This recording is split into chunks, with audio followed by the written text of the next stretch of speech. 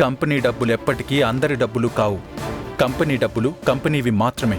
అందులో వచ్చిన లాభాలు అందులోనే ఉంటాయి. నష్టపోతే తిరిగి భర్తీ చేయడానికి, సరిచేయడానికి మేం పనిచేస్తూ ఉంటాం. అంతే తప్ప లాభాలు తీసేసి విచ్చలవిడిగా ఖర్చు పెట్టడానికి కుదరదు.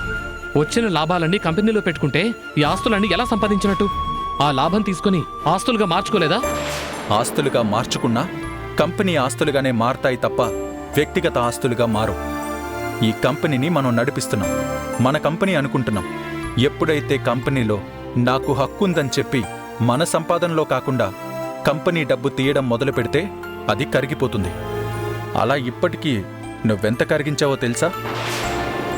ఐటీ ఫైల్ చేసేటప్పుడు స్టేట్మెంట్ మొత్తం చూసావా? ఈ 6 నెలల్లోనే 25 lakhs ఖర్చు పెట్టేశావు. ఆ సోర్స్ నీకెక్కడి నుంచి వచ్చింది? నువ్వు కష్టపడి ఏమైనా సంపాదించావా? ఏంటిప్పుడు నాకు ఖర్చు పెట్టుకునే రైట్ లేదంటారా? నీకు రైట్ లేదనే కదా చెప్తున్నాను. నువ్వు సంపాదించుకుని ఖర్చు పెట్టుకో. సంపాదించుకోవడం అంటే